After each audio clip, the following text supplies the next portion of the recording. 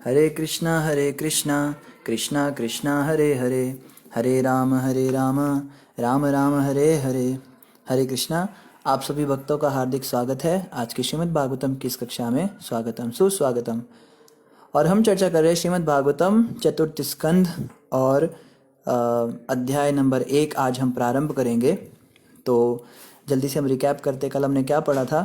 कल हम पढ़ रहे थे कि तृतीय स्कंद के अंत तक आते आते कपिल भगवान ने अपनी माता देवहूति को बहुत सुंदर शिक्षाएं दी और उसके बाद में वो चले गए, संन्यास मार्ग पर चले गए। और बाद में उन्होंने बताया कि ये जो मेरा ज्ञान है, जो मैंने आपको दिया है, सांख्य योग का ज्ञान है, ये बहुत प्रकार से जीवों के कल्याण के लिए सिद्ध होगा, कल्याणकारी सिद्ध होगा उनके लिए। जो लोग भक्ति करना चाहते हैं उनके लिए तो है ही, और जो सामान्य रूप से भी इसका पाठ करेगा उसका बहुत पुण्य होगा।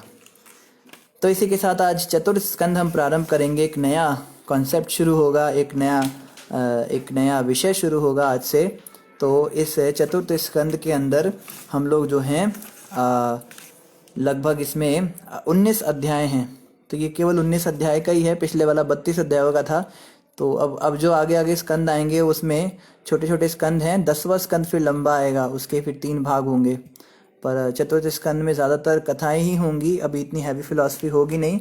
तो सबसे जो मुश्किल पार्ट था वो हमारा हो गया है, जिसमें बहुत हैवी फिलॉसफी थी, तृतीय स्कंद। और सबसे इम्पॉर्टेंट भी वही था, क्योंकि ज़्यादातर तृतीय स्कंद में ही जो हमारे काम की बातें मिलती, हमें भक्ति का विज्ञान कैसे होता है। तो आज हम इसी श्रृंखला में प्रारंभ करेंगे श्रीमद् भागवतम चतुर्थ स्कंद और अध्याय 1। इस अध्याय का नाम है मनु की पुत्रियों की वंशावली। मैत्रेय उवाच।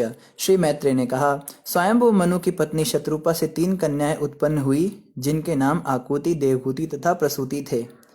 अब मैत्रेय ऋषि उद्धव जी को वंशावली बताएंगे मनु की पुत्रियों की। मनु महाराज जिनको ब्रह्मा जी ने उत्पन्न किया था, फिर मनु महाराज की 3 पुत्रियां उत्पन्न हुई थी। उनमें से एक के विषय में हम जानते हैं, देवहूति। लेकिन देवहूति के अलावा 2 और भी उनकी पुत्रियां थी, उनके नाम थे आकुति और प्रसूति।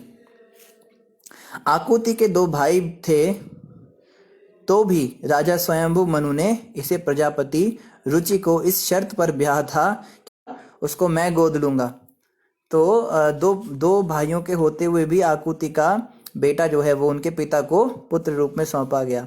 आकुति से उत्पन्न दोनों संतानों में से एक अर्थात बालक तो प्रत्यक्ष पूर्ण पुरुषोत्तम भगवान का अवतार था और उसका नाम था यज्ञ, जो भगवान विष्णु का ही दूसरा नाम है। बालिका संपत्ति की देवी भगवान विष्णु की प्रिया शाश्वत लक्ष्मी की अंश अवतार थी। तो यहाँ बता रहे हैं आकुति को भी भगवान विष्णु का अंश अवतार ही उत्पन्न हुआ। जैसे हमने देखा देवहूति माता से भगवान कपिल आए थे, ऐसे ही आकुति माता से भगवान यज्ञ उत्पन्न हुए, जिनको कि पुत्र रूप में मनु को वापस लौटाया गया। स्वयंभू मनु परम प्रसन्नता पूर्वक यज्ञ नामक सुंदर बालक को अपने घर ले आए और उनके जमाता रुचि ने पुत्री दक्षिणा को अपने पास रखा। तो जो पुत्री उत्पन्न हुई थी उसका नाम दक्षिणा था, जो लक्ष्मी के अवतार स्वरूपा थी। उनको आकुति माता ने और प्रजापति रुचि ने अपने पास रखा। यज्ञों के स्वामी भगवान ने बाद में दक्षिणा के साथ विवाह कर लिया, जो पूर्ण पुरुषोत्तम भगवान को अपने पति रूप में प्राप्त करने के लिए परम इच्छुक थी। इनकी इस पत्नी से उन्हें 12 पुत्र प्राप्त हुए। तो आगे जो है भगवान ने, जो यज्ञ के स्वामी भगवान हैं, उन्होंने दक्षिणा से विवाह करके और 12 पुत्र उत्पन्न किए। यज्ञ तथा दक्षिणा के 12 पुत्रों के नाम थे तोष, प्रतोष, संतोष, भद्र, शांति, इडस्पति, इद्म, कवि, विभु, सवहन, सुदेव तथा रोचन। स्वयंभू मनु के काल में ही ये सभी पुत्र देवता हो गए, जिन्हें संयुक्त रूप में तुषित कहा जाता है। तो इन 12 पुत्रों को तुषित कहा जाता है। मरीचि सप्त ऋषियों के प्रधान बन गए और यज्ञ देवताओं के राजा इंद्र बन गए। तो जो यज्ञ थे वो इंद्र बने उस समय पर। तो इंद्र जो है एक पोस्ट का नाम है, जैसे हमने पहले भी कई बार डिस्कस किया है। सूर्य, इंद्र, चंद्र, ये सब कुर्सियों के नाम है, ये पोस्ट होती हैं। इस पे कोई व्यक्ति जो बैठता है उसको ही इंद्र बोला जाता है। फिर जब वो चला जाता है दूसरा व्यक्ति आ जाता है तो वो इंद्र बन जाता है। तो इस प्रकार से हम देखते हैं देवी देवता जो हैं ये अमर होते हैं क्योंकि इनकी पोस्ट होती है अमर। जैसे हम कह सकते हैं कि भारत का प्रधानमंत्री अमर है, क्योंकि प्रधानमंत्री तो हमेशा ही रहेगा ना भारत में, अब वो बदलता रहेगा लेकिन प्रधानमंत्री जो पोस्ट है वो तो अमर ही रहेगी। तो इस प्रकार से सारे देवी देवता अमर रहते हैं।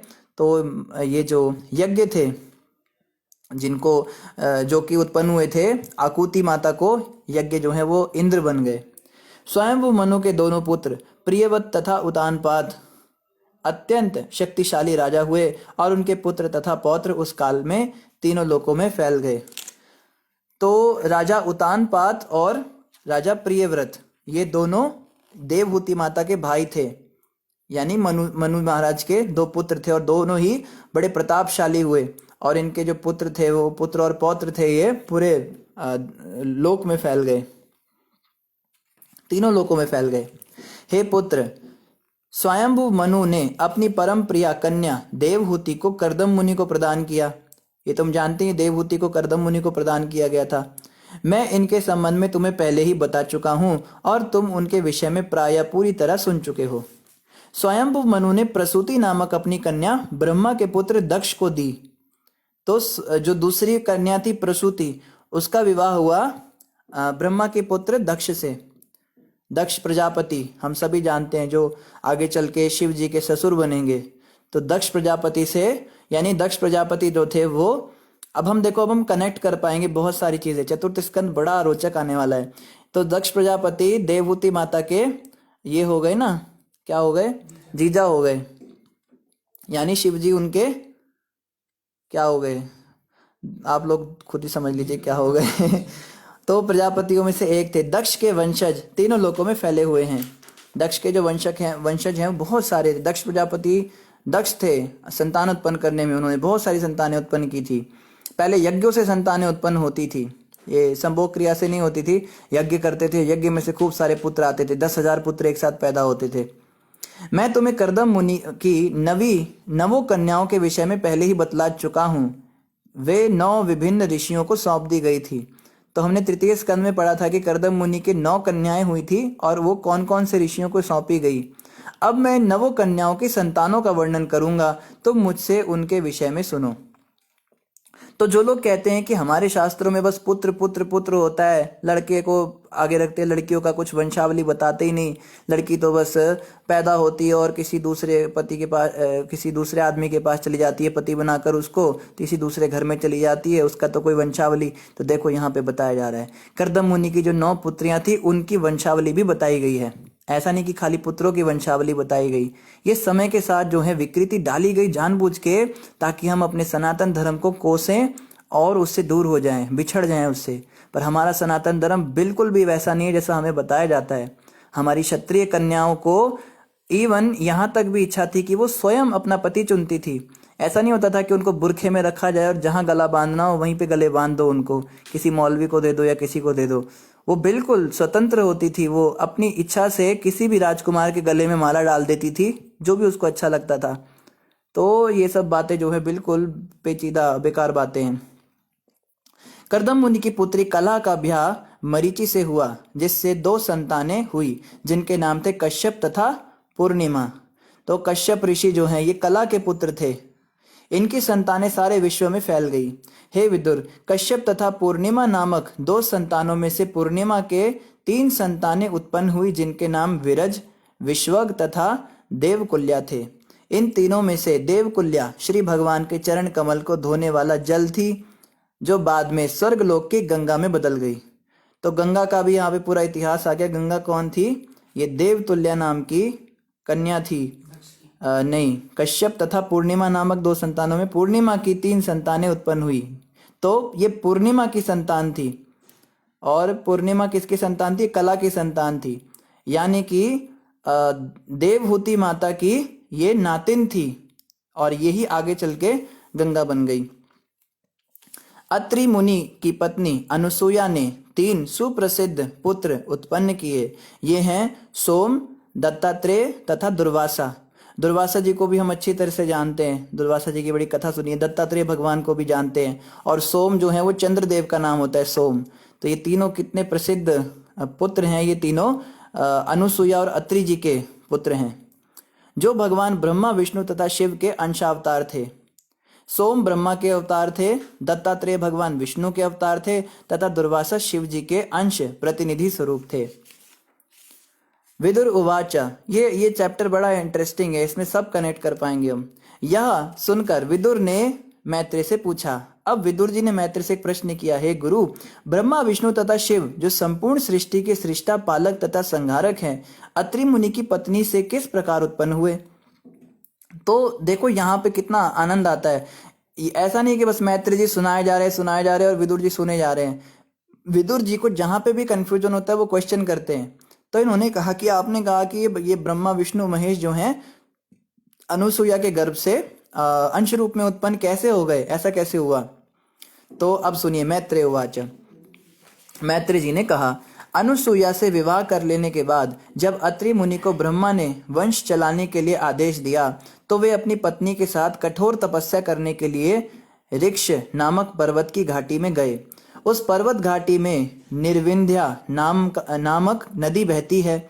इस नदी के तट पर अनेक अशोक के वृक्ष तथा पलाश पुष्पों से लदे अन्य पौधे हैं। वहां झरने से बहते हुए जल की मधुर ध्वनि सुनाई पड़ती रहती है। वे पति तथा पत्नी ऐसे सुरम्य स्थान में पहुंचे। वहां पर मुनि ने योगिक प्राणायाम के द्वारा अपने मन को स्थिर किया और फिर समस्त आसक्ति पर संयम करते हुए बिना भोजन खाए केवल वायु का सेवन करते रहे और 100 वर्षों तक एक पांव पर खड़े रहे। ये सब कर रहे संतान उत्पन्न करने के लिए। अब देखिए, संतान उत्पन्न करने का मतलब ये नहीं होता कि किसी भी कॉन्शियसनेस से आप संतान उत्पन्न कर दीजिए। पहले प्रॉपर चेतना बनाई जाती है, उसके बाद में शक्ति अर्जित की जाती है, तब एक शक्तिशाली जीव जो है पिता के वीर्य में आता है और वो माता के गर्भ से आकर, माता भी तपस्विनी होनी चाहिए, तब जो है कि कोई महान संतान उत्पन्न होती है। ऐसा कहा गया है, जननी जने तो भक्त जन, या दाता या शूर, नहीं तो जननी बांझ रहे क्यों खुआवे नूर। अगर किसी को माँ बनने की इच्छा है तो वो किसी भक्त को जन्म दे, किसी संत को जन्म दे। अगर किसी भक्त को जन्म नहीं दे सकती तो किसी दाता को जन्म दे, कोई बहुत दानी व्यक्ति को दे। अगर दाता को भी जन्म नहीं दे सकती तो कम से कम किसी शूरवीर को जन्म दे। अगर वो ये भी नहीं कर सकती तो जननी को बांझ ही रह जाना चाहिए, क्यों खुआवे नूर, अपना फिगर क्यों खराब करती है। इस प्रकार से देखो, सीधा शास्त्र बोलते हैं। तो माँ बनना या पिता बनना केवल यही नहीं होता कि बस शादी हो गई संतान उत्पन्न कर दी। किसी भी चेतना में, किसी भी काल में मुहूर्त का भी ध्यान नहीं रखा, कॉन्शियसनेस का भी ध्यान नहीं रखा, गुरु से आज्ञा भी नहीं ली और शराब का नशा करते हैं आजकल लोग, क्या क्या करते हैं, और इससे फिर यही पैदा होते हैं, ऊद बिलाऊ पैदा होते हैं। तो यहाँ पे ऐसा नहीं है। 100 वर्षों तक एक पैर पर खड़े रहे। वे मन ही मन सोच रहे थे कि जो संपूर्ण जगत के स्वामी हैं और मैं जिनकी शरण में आया हूँ, वे प्रसन्न होकर मुझे अपने ही समान पुत्र प्रदान करें। तो उनकी क्या इच्छा थी? संपूर्ण जगत के स्वामी मेरे संतान के रूप में पैदा हों। हम भी तो ये इच्छा कर सकते कि काश भगवान ही हमारी संतान के रूप में आ जाएं, पर ऐसा कभी ध्यान जाता ही नहीं इन बातों पर। हम तो बस सोचते हैं जननी जने तो डॉक्टर जन, या इंजीनियर, या बिजनेसमैन, नहीं तो जननी जो है वो भक्त को तो कभी जन्म ना दे, नहीं तो घर में बस मातम ही मातम होगा। ऐसा हमारा सोच होता है। जब अत्रि मुनि गहन तप साधना कर रहे थे तो उनके प्राणायाम के कारण उनके शरीर से एक प्रज्वलित अग्नि उत्पन्न हुई, जिसे तीनों लोकों के 3 प्रमुख देवों ने देखा। तो उनकी तपस्या से एक प्रज्वलित अग्नि उनके शरीर से निकली, जिसको ब्रह्मा विष्णु महेश ने देखा। उस समय ये तीनों देव स्वर्ग लोक के वासियों जैसे अप्सराओं, गंधर्वों, सिद्धों, विद्याधरों तथा नागों समेत अत्रि के आश्रम पहुंचे। इस प्रकार वे उस मुनि के आश्रम में प्रविष्ट हुए जो उनकी तपस्या के कारण विख्यात हो चुका था। तो अत्रि मुनि बहुत विख्यात हो गए थे, बहुत फेमस हो गए थे अपनी तपस्या की वजह से। मुनि एक पैर पर खड़े थे, किंतु उन्होंने ज्यों ही देखा कि तीनों देव उनके समक्ष प्रकट हुए हैं तो वे उन्हें देखकर इतने हर्षित हुए कि अत्यंत कष्ट होते हुए भी वे एक ही पांव से उनके निकट पहुंचे। एक ही पैर नीचे नहीं रखा अभी तक उन्होंने। तो भगवान अगर आ गए, तीनों देवी आ गए, त्रिदेव आ गए, तो उनका स्वागत भी करना जरूरी था। तो अपनी तपस्या भी भंग नहीं कर सकते थे, तो एक ही पैर से उनके पास आ गए। तत्पश्चात उन्होंने उन तीनों देवों की स्तुति की जो अपने अपने वाहनों बैल, हंस तथा गरुड़ पर सवार थे। तो हम सभी जानते हैं शिव जी बैल के ऊपर सवारी करते हैं, ब्रह्मा जी हंस के ऊपर सवारी करते हैं और विष्णु जी गरुड़ के ऊपर सवारी करते हैं और अपने हाथों में डमरू, कुश तथा चक्र धारण किए थे। तो शिव जी ने डमरू धारण किया था, ब्रह्मा जी ने कुश धारण किया था और विष्णु जी ने चक्र धारण किया था। मुनि ने भूमि पर गिरकर उन्हें दंडवत प्रणाम किया। तो आप सोच सकते हैं मुनि ने एक पैर से कैसे दंडवत प्रणाम किया होगा। अत्रि मुनि यह देखकर अत्यधिक प्रमोदित हुए कि तीनों देव उन पर कृपालु हैं। उनके नेत्र उन देवों के शरीर के तेज से चकाचौंध हो गए, अतः उन्होंने कुछ समय के लिए अपनी आंखें मूंद ली। तो तीनों देव के शरीर से बहुत तेज निकल रहा था, बहुत लाइट निकल रही थी। तो कुछ टाइम के लिए तो अत्रि मुनि की आंखें ही बंद हो गई।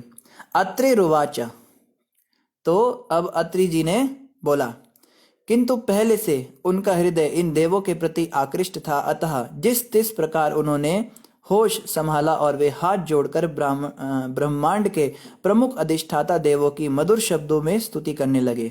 अत्रि मुनि ने कहा, हे ब्रह्मा, हे विष्णु तथा हे शिव, आपने भौतिक प्रकृति के तीनों गुणों को अंगीकार करके अपने को 3 शरीरों में विभक्त कर लिया है, जैसा कि आप प्रत्येक कल्प में दृश्य जगत की उत्पत्ति, पालन तथा संहार के लिए करते आए हैं।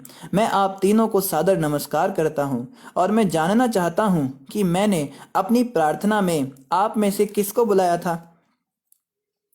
तो देखो अत्रि जो है उन्होंने कहा था जो ब्रह्मांड के स्वामी हैं वो मेरे पुत्र के रूप में प्रकट हों।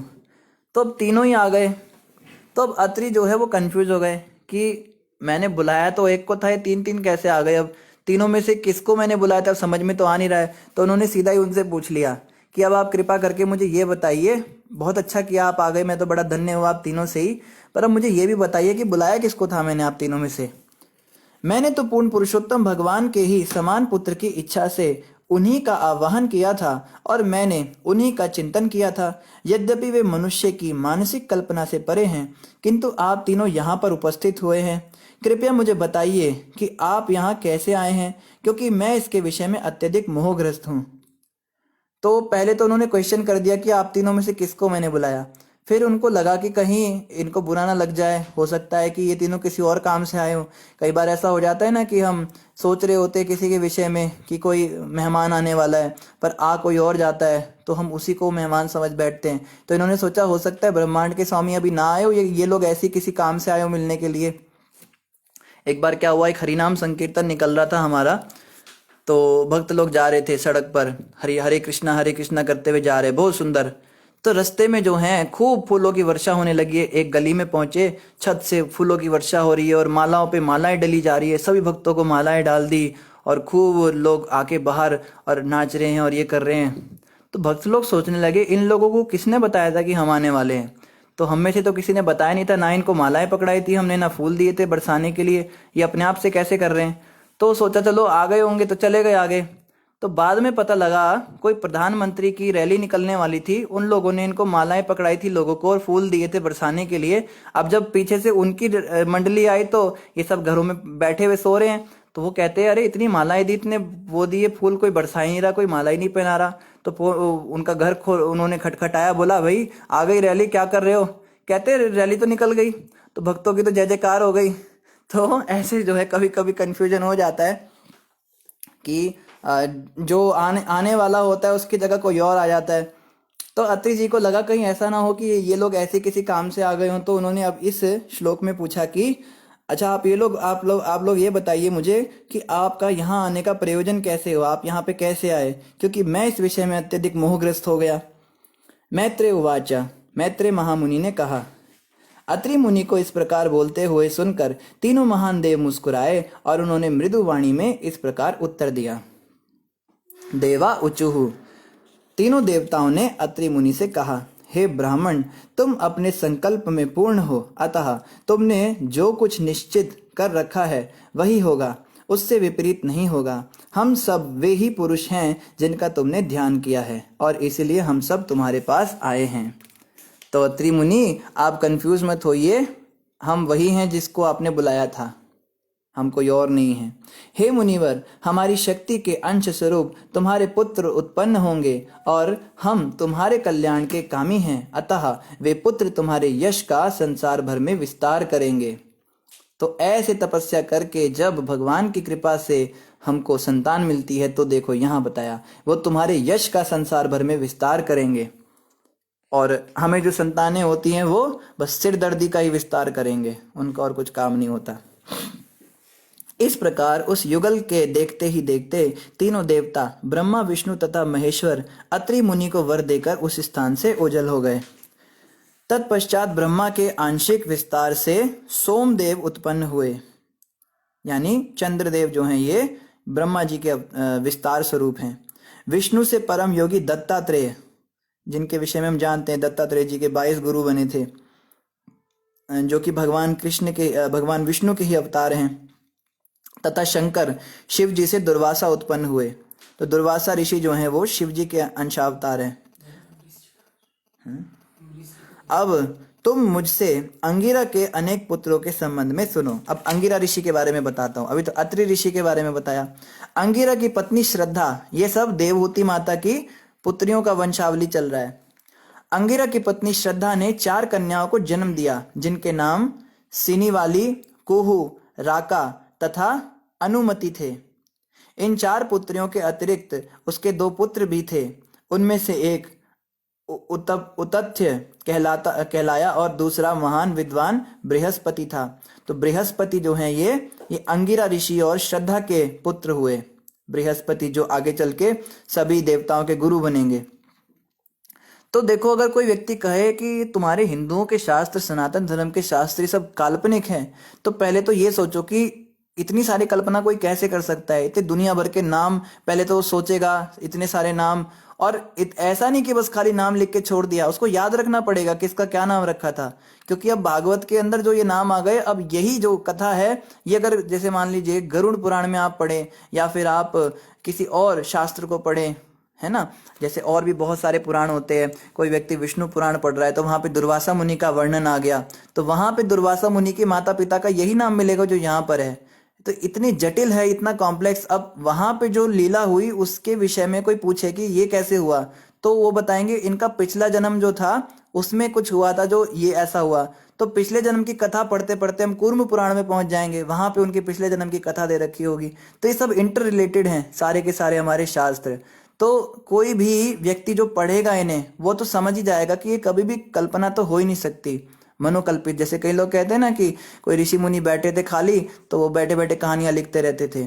तो इतनी सारी कंफ्यूजन वाली कहानी कोई कैसे लिख सकता है। और देखो कितने सारे नाम हैं और सब के सब जो है मिलेंगे, आपस में मैच करेंगे आगे। तो आगे क्या बताया, पुलस्त्य के उनकी पत्नी हविर्भू से अगस्त्य नाम का एक पुत्र हुआ। अगस्त्य ऋषि जो आगे चल के भगवान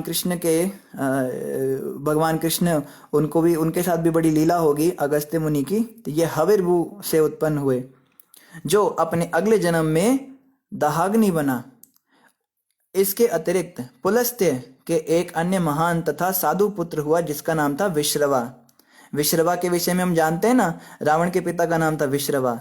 तो विश्रवा जो है ये अगस्त्य मुनि के नहीं, पुलस्त्य ऋषि के पुत्र हैं। तो पुलस्त्य जो हैं ये हविर्भू और इनके पुत्र थे। नहीं, हविर्भू पुलस्त्य जो है पति पत्नी थे, और ये दोनों कर्दम मुनि के पुत्री के पुत्र थे, यानी कि कर्दम मुनि के जमाते थे ये पुलस्त्य ऋषि। और इनके बेटे थे विश्रवा। विश्रवा के 2 पत्नियां थी। प्रथम पत्नी इडविडा थी, जिससे समस्त यक्षों के स्वामी कुबेर उत्पन्न हुआ। दूसरी पत्नी का नाम केशिनी था, जिससे 3 पुत्र हुए थे, और ये थे रावण, कुंभकर्ण तथा विभीषण। तो रावण, कुंभकर्ण, विभीषण ये कुबेर के सौतेले भाई थे। कुबेर की माँ इडविडा थी और इनकी माँ, इन तीनों की माँ केशिनी थी। तो केशिनी जो थी वो राक्षसी थी और इडविडा देवी थी। तो इन दोनों के अंदर अपनी अपनी माताओं के गुण आए। तो बताया जाता है जब पुत्र उत्पन्न होता है, हमारे वेद शास्त्र कहते हैं जब पुत्र उत्पन्न होता है तो उसमें माता के गुण आते हैं, और जब पुत्री उत्पन्न होती है तो उसमें पिता के गुण आते हैं। तो पिता तो एक ही थे इन चारों के, लेकिन उनमें से 3 तो असुर बन गए और एक देवता बन गए। हालांकि बाद में विभीषण तो भक्ति थे, हमें पता लगता है। रावण कुंभकर्ण तो पूरे असुर बन गए और विभीषण भक्त बन गए और कुबेर जो है वो देवता बन गए। तो माताओं के गुण आते हैं। पुलह ऋषि की पत्नी गति ने 3 पुत्रों को जन्म दिया। तो अगले जो पुत्री थी उनकी गति थी, इनकी कर्दम मुनि की अगली पुत्री का नाम गति। इनके पति थे पुलह ऋषि। पुलह से जो है उन्हें 3 पुत्रों का जन्म हुआ, जिनके नाम थे कर्मश्रेष्ठ, वरियान तथा सहिष्णु। ये सभी महान साधु थे। क्रतु की पत्नी क्रिया ने वालखिल्यादि नामक 60,000 ऋषियों को जन्म दिया। तो ये जो है ये सबको पीछे छोड़ गई, इन्होंने 60,000 ऋषियों को जन्म दे दिया। ये ऋषि ब्रह्म आध्यात्मिक ज्ञान में बढ़े चढ़े थे और उनका शरीर ऐसे ज्ञान से दैदीप्यमान था। तो यहाँ पे समस्या आ गई। यहाँ पे आकर ये साइंटिस्ट और अंग्रेज जो हैं पढ़ते, इनका दिमाग घूम जाता है। 60,000 बच्चे भला कोई पैदा कर सकता है क्या? तो 60,000 बच्चे कैसे पैदा हुए थे ये भी तो जानो ना। यज्ञों से उत्पन्न होते थे, ये यज्ञ करते थे। और देखो जैसे अभी इन्होंने तपस्या की, तपस्या से तीनों देव प्रसन्न होकर आशीर्वाद दे गए। देवताओं के द्वारा आशीर्वाद से बच्चे होते थे, या फिर यज्ञों से बच्चे होते थे, या वो खीर खा के बच्चे हो जाते थे। बहुत सारे तरीके होते थे। वशिष्ठ मुनि की पत्नी ऊर्जा से, जिसे कभी कभी अरुंधति भी कहा जाता है, तो अरुंधति का असली नाम ऊर्जा है। तो अरुंधति और वशिष्ठ जी जो हैं इनके विषय में भी हम जानते हैं। इनसे चित्रकेतु इत्यादि 7 विशुद्ध ऋषि उत्पन्न हुए। इन 7 ऋषियों के नाम इस प्रकार हैं: चित्रकेतु, सुरोचि, विरजा, मित्र, उल्बण, वसुभृद्यान तथा द्युमान। वशिष्ठ की दूसरी पत्नी से कुछ अन्य अत्यंत सुयोग्य पुत्र हुए। तो वशिष्ठ ऋषि की एक और पुत्री थी, उससे भी और बच्चे पैदा हुए। अथर्वा मुनि की पत्नी चित्ती ने अश्वशिरा नामक पुत्र को जन्म दिया, जो व्रतधारी होने के कारण दध्यंच कहलाया। अब तुम मुझसे भृगु मुनि के वंश के विषय में सुनो। तो भृगु मुनि को भी हम अच्छी तरह से जानते हैं। भृगु मुनि भगवान कृष्ण के गुरु बने आगे चल के, तो इनका भी बताया है। भृगु मुनि अत्यधिक भाग्यशाली थे। उन्हें अपनी पत्नी ख्याति से 2 पुत्र धाता और विधाता और 1 पुत्री श्री प्राप्त हुए। धाता, विधाता, श्री, ये 3 बच्चे उनको हुए। वह श्री भगवान के प्रति अत्यधिक परायण थी। मेरु ऋषि के 2 पुत्रियां थी, जिनके नाम आयति तथा नियति थे, जिन्हें उन्होंने धाता तथा विधाता को दान दे दिया। आयति तथा नियति से मृकंड तथा प्राण नामक 2 पुत्र उत्पन्न हुए। मृकंड से मार्कंडेय मुनि को हम सब जानते हैं, ये मृकंड के पुत्र थे। और प्राण से वेदशिरा ऋषि उत्पन्न हुए। वेदशिरा का पुत्र उष्णा शुक्राचार्य था। तो अब शुक्राचार्य भी आ गए, दैत्यों के गुरु हुए आगे चल के। ये दैत्य गुरु शुक्राचार्य उष्णा के पुत्र थे, जो कवि भी कहलाता है। इनको कवि भी कहा जाता है। इस प्रकार कवि भी भृगुवंशी था। तो भृगु मुनि के ही वंश में शुक्राचार्य का जन्म हुआ था। हे विदुर, इस प्रकार इन मुनियों तथा कर्दम की पुत्रियों की संतानों से विश्व की जनसंख्या बढ़ी। जो कोई श्रद्धा पूर्वक इस वंश के आख्यान को सुनता है, वह समस्त पाप बंधनों से छूट जाता है। मनु की अन्य कन्याओं में से प्रसूति ने ब्रह्मा के पुत्र दक्ष से विवाह किया। तो अभी तो हम आकुति का वो पढ़ रहे थे। उसके बाद हमने देवहूति के वंश के बारे में पढ़ा, उनकी 9 कन्याओं से क्या क्या हुआ। और कपिल भगवान तो चले ही गए थे घर से, वो तो मुनि बन गए थे, तो उनसे तो कोई वंश विस्तार हुआ नहीं, इसकी जानकारी है नहीं। तो अब तीसरी पुत्री कौन बची? तीसरी पुत्री प्रसूति, जिसने दक्ष प्रजापति से विवाह किया। दक्ष ने अपनी पत्नी प्रसूति से 16 कमल नयनी सुंदरी कन्याएं उत्पन्न की। तो इनकी 16 कन्याएं उत्पन्न हुई जो कमल नयनी थी। इन 16 कन्याओं में से 13 धर्म को और 1 अग्नि को पत्नी रूप में प्रदान की गई। तो 13 तो धर्म को दे दी और 1 अग्नि को दे दी। शेष 2 कन्याओं में से 1 पितृलोक को दान दे दी गई, जहां वह प्रेम पूर्वक रह रही है, और दूसरी कन्या भव बंधन से समस्त पापियों के उद्धारक शिवजी को दी गई। और जो ये शिवजी को दी गई थी वो कौन थी? वो थी सती माता। दक्ष ने धर्म को जिन 13 कन्याओं को दिया उनके नाम थे श्रद्धा, मैत्री, दया, शांति, तुष्टि, पुष्टि, क्रिया, उन्नति, बुद्धि, मेधा, तितिक्षा, ह्री तथा मूर्ति। तो किसी को अगर अपने बच्चों के नाम मिलते नहीं है, सब ये अजीब अजीब से टिन्नी मिन्नी किन्नी रखते हैं, तो वो यहाँ भागवत में पढ़ सकते, दुनिया भर के नाम मिल जाएंगे उनको। इन 13 ने पुत्रों को जन्म दिया जो इस प्रकार है। श्रद्धा ने शुभ को, मैत्री ने प्रसाद, दया ने अभय, शांति ने सुख, तुष्टि ने मुद, पुष्टि ने स्मय, क्रिया ने योग, उन्नति ने दर्प, बुद्धि ने अर्थ, मेधा ने स्मृति, तितिक्षा ने क्षेम तथा ह्री ने प्रश्रय को जन्म दिया। समस्त गुणों की खान मूर्ति ने नर नारायण को जन्म दिया।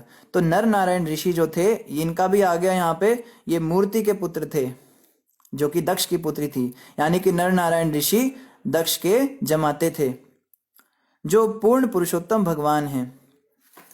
नर नारायण के जन्म के अवसर पर समस्त विश्व आनंदित था। प्रत्येक का मन शांत तथा इस प्रकार समस्त दिशाओं में वायु, नदियां तथा पर्वत मनोहर लगने लगे। स्वर्ग लोक में बाजे बजने लगे और आकाश से पुष्प बरसने लगे। प्रसन्न मुनि वैदिक स्तुतियों का उच्चारण करने लगे। गंधर्व तथा किन्नर लोक के वासी गाने लगे और स्वर्ग की अप्सराएं नाचने लगी। इस प्रकार नर नारायण के जन्म के समय सभी मंगल सूचक चिन्ह दिखाई पड़ने लगे। उसी समय ब्रह्मादि महान देवों ने भी सादर स्तुतियां अर्पित की। तो नर नारायण ऋषि का जो जन्म हुआ, इस पर देवताओं ने बहुत सुंदर स्तुतियां की। देवा उचुहु, देवताओं ने कहा, हम उस दिव्य रूप भगवान को नमस्कार करते हैं जिन्होंने इस दृश्य जगत की सृष्टि अपनी बहिरंगा शक्ति के रूप में की है, जो उनमें उसी प्रकार स्थित है जिस प्रकार वायु तथा बादल आकाश में रहते हैं, और जो अब धर्म के घर में नर नारायण ऋषि के रूप में प्रकट हुए हैं। वे पूर्ण पुरुषोत्तम भगवान जो वास्तविक रूप से प्रामाणिक वैदिक साहित्य द्वारा जाने जाते हैं और जिन्होंने सृष्टि जगत की समस्त विपत्तियों को विनष्ट करने के लिए शांति तथा समृद्धि का सृजन किया है, हम देवताओं पर कृपापूर्ण दृष्टिपात करें। उनकी कृपापूर्ण चितवन लक्ष्मी के आसन निर्मल कमल की शोभा को मात करने वाली है।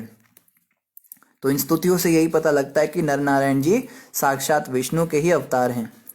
मैत्रेय ऋषि ने आगे कहा, हे विदुर, इस प्रकार देवताओं ने नर नारायण मुनि के रूप में प्रकट श्री भगवान की पूजा की। भगवान ने उन पर कृपा दृष्टि डाली और फिर गंधमादन पर्वत की ओर चले गए। तो ये गंधमादन पर्वत ये भी बहुत फेमस है, आगे इसकी भी बहुत सारी कथाएं आएंगी। गंधमादन पर्वत पर बहुत सारी लीलाएं होंगी। अब नर नारायण ऋषि कृष्ण के अंश विस्तार हैं और अब जगत का भार उतारने के लिए यदु तथा कुरु वंशों में क्रमशः कृष्ण तथा अर्जुन के रूप में प्रकट हुए हैं। तो ये जो नर नारायण ऋषि हैं, यही कृष्ण और अर्जुन के रूप में प्रकट हुए। ये जानकारी दे रहे हैं मैत्रेय ऋषि विदुर जी को कि जो कृष्ण और अर्जुन है ना, जो अभी आए थे, ये कथा तो तब चल रही थी ना जब कृष्ण भगवान प्रयाण कर गए थे और अर्जुन जी ने भी संन्यास ले लिया था, उसके बाद ये दोनों मिले थे। तो अब ये बता रहे हैं कि जो कृष्ण और अर्जुन आप देख रहे थे, ये वही नर नारायण के दोबारा से अवतार हैं। अग्निदेव की पत्नी स्वाहा से 3 संतानें उत्पन्न हुई। तो जब भी हम स्वाहा बोलते हैं ना, ओम इदम अग्न्याय स्वाहा है, इदम सोमाय स्वाहा, यज्ञ करते हुए स्वाहा बोलते हैं, तो स्वाहा एक्चुअली पत्नी का नाम है अग्निदेव की, तो उनका हम नाम बोलते हैं। तो अग्निदेव की जो स्वाहा पत्नी थी, इनसे 3 संतानें उत्पन्न हुई जिनके नाम पावक, पवमान तथा शुचि हैं, जो यज्ञ की अग्नि में डाली गई आहुतियों को खाने वाले हैं। तो यज्ञ में जब हम आहुति डालते हैं तो ये 3 पुत्र खाते हैं उसको। कौन कौन खाते हैं? एक तो पावक खाते हैं, एक पवमान और एक शुचि, ये तीनों उन आहुतियों को खाते हैं। इन तीनों पुत्रों से अन्य 45 संतानें उत्पन्न हुई और वे भी अग्निदेव हैं। अतः अग्निदेवों की कुल संख्या उनके पिताओं तथा पितामह को मिलाकर 49 है, यानी 49। 49 प्रकार के अग्नि देवता होते हैं, 49 प्रकार की अग्नियां होती हैं जिनके वो प्रतिष्ठाता देवता हैं। तो हम तो जानते हैं बस एक आग जला लो तो वही अग्नि है। अग्नि भी 49 प्रकार की होती है, लकड़ी की अग्नि अलग होती है और गैस की अग्नि अलग होती है और सब अग्नियां अलग अलग होती है। इवन बिजली की जो विद्युत तरंगे हैं वो भी एक प्रकार की अग्नि होती है। तो इस विषय में बहुत ज़्यादा डिटेल में दिया जाएगा आगे। ब्रह्मवादी ब्राह्मणों द्वारा वैदिक यज्ञों में दी गई आहुतियों के भोक्ता यही 49 अग्निदेव हैं। तो वैदिक यज्ञों में जब भी हम यज्ञ करते हैं तो किसी विशेष अग्नि देवता को बुलाया जाता है या 49 को प्रकट किया। अलग अलग जो है वैदिक अनुष्ठान होते हैं। यज्ञ जो है अपने आप में बहुत ही विस्तार वाला टॉपिक है। तो ये जो है यज्ञ पहले त्रेता युग का युग धर्म हुआ करता था। त्रेता युग में इसकी पूरी शिक्षा दी जाती थी लोगों को और यज्ञ के द्वारा भगवान को प्रसन्न किया जाता था। पर कलयुग में जो है लोग इतना समझ नहीं सकते, इन बातों को इतना कर भी नहीं सकते, इसलिए बस बोला जाता है आप कलयुग में महामंत्र का जाप कीजिए, हरे कृष्ण कृष्ण कृष्ण हरे हरे, हरे राम राम राम हरे हरे। इसी से हमारा उद्धार होगा। आगे कह रहे हैं अग्निश्वात बर्हिषद सौम्य तथा आज्यप ये पितर हैं। वे या तो सांगनिक हैं अथवा निरग्निक हैं। इन समस्त पितरों की पत्नी स्वधा है जो राजा दक्ष की पुत्री है। पितरों को प्रदत्त स्वधा ने वयुना तथा धारिणी नामक 2 पुत्रियों को जन्म दिया। वे दोनों ही ब्रह्मवादिनी थी तथा दिव्य एवं वैदिक ज्ञान में पारंगत थी। तो ये दोनों जो पुत्रियां थी ये दिव्य वैदिक ज्ञान में पारंगत थी। एक तो होता है इनको पढ़ाया गया वेदों को, एक होता है पारंगत थी। तो कौन कहता है कि स्त्रियों को वेद पढ़ने का अनुमति नहीं था? कौन कहता है कि स्त्रियां गायत्री मंत्र का जाप नहीं करती थी? यहाँ बता रही है ब्रह्मवादिनियां थी। ये दोनों ही बचपन से ही पूरा प्रॉपर तरीके से गायत्री मंत्रों का जाप, वेद पाठ करना और उसमें पारंगत थी। इनसे कोई तर्क वितर्क में जीत नहीं सकता था। और यहाँ तक बताया जाता है हमारे गुरुकुल जो होते थे पहले, उनमें आचार्याएं भी होती थी। कुछ गुरुकुलों में जो फीमेल टीचर्स भी हुआ करती थी। पर जब मुगलों का आतंक फैला तब हमें उनको हटाना पड़ा, क्योंकि मुगल ऐसे ही किसी गुरुकुल पे अटैक कर देते थे और आचार्यों के साथ दुष्कर्म करते थे। इस कारण से उनको घर में रखना शुरू किया गया।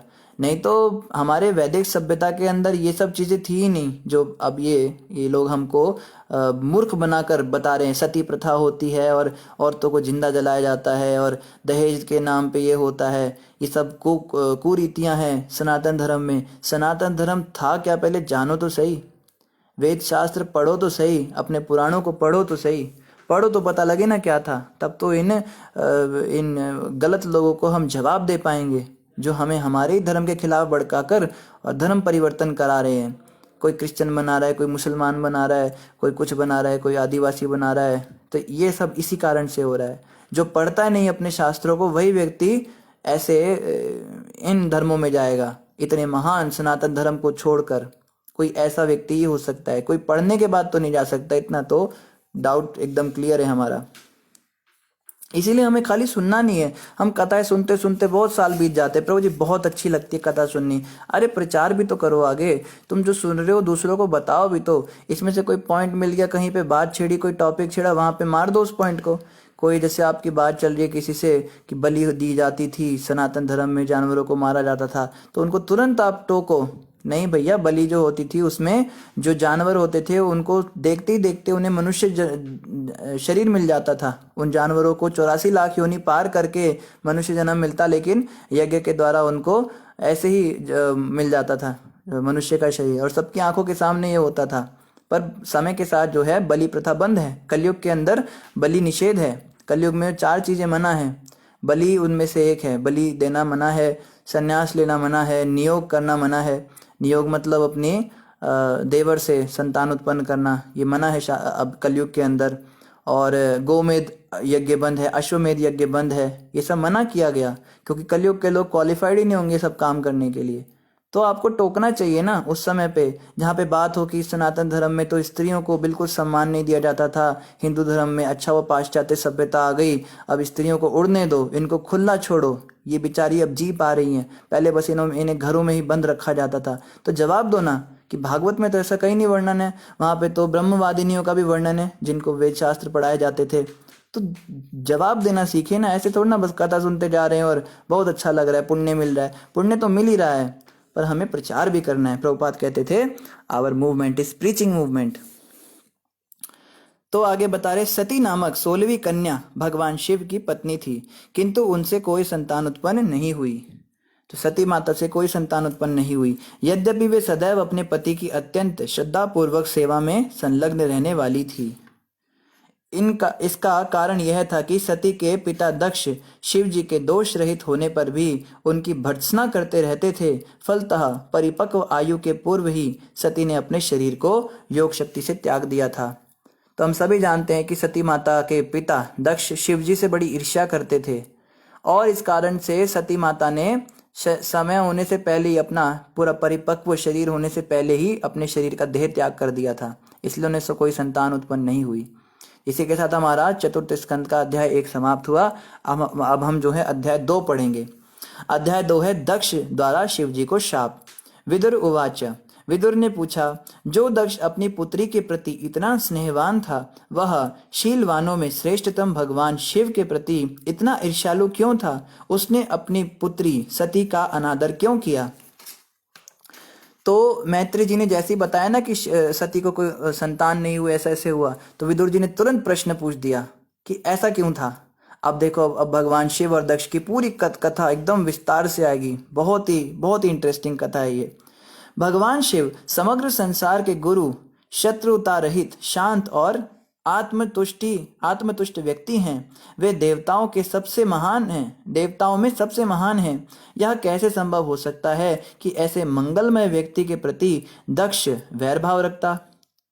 क्योंकि दक्ष भी बहुत महान व्यक्ति था, उसने इतनी सारी संतानें उत्पन्न की थी, ब्रह्मा जी के द्वारा उसको आज्ञा मिली थी। और शिव जी तो शिव जी हैं, उनका तो कहना ही क्या, वो भी मंगलमय है। शिव शब्द का मतलब ही मंगलमय होता है, ऑल ऑस्पिशियस।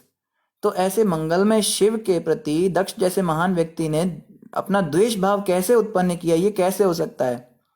हे मैत्र ऋषि, मनुष्य के लिए अपने प्राण त्याग पाना अत्यंत कठिन है। क्या आप मुझे बता सकेंगे कि ऐसे दामाद तथा ससुर में इतना कटु विद्वेष क्यों हुआ, जिससे महान देवी सती को अपने प्राण ही त्यागने पड़ गए? तो ऐसा भी क्या हो गया कि उन्होंने अपना प्राण ही त्याग दिया? प्राण त्यागने में कितना कष्ट होता है। तो इतना भी क्या झगड़ा हो गया ससुर दामाद का कि सती माता ने प्राण ही त्याग दिए? तो मैत्रेय उवाच, मैत्रेय ऋषि ने कहा। और मैत्रेय ऋषि ने क्या कहा, ये हम कल से पढ़ेंगे। कल दक्ष की और शिव जी की पूरी कथा हम पढ़ेंगे। बहुत ही आनंद आएगा। अब इस चतुर्थ स्कंद में बहुत सारी कथाएं आएंगी। पीछे फिलोसफी सुन के सब जो है थोड़े परेशान हो गए थे, अभी कथाएं सुनेंगे आनंद से। तो इन्हीं शब्दों के साथ आप सभी का धन्यवाद। किसी का कोई प्रश्न हो तो आप कमेंट पर अवश्य पूछ सकते हैं। आज तो कोई प्रश्न नहीं है। जितने भक्तों ने हरे कृष्णा कहा है, आप सभी को हमारी ओर से भी हरे कृष्णा, दंडवत प्रणाम। इन्हीं शब्दों के साथ आप सभी का धन्यवाद। बोलो ग्रंथराज श्रीमद् भागवतम महापुराण की जय, जगत गुरु श्रील प्रभुपाद की जय, गौर भक्त वृंद की जय। हरे कृष्णा।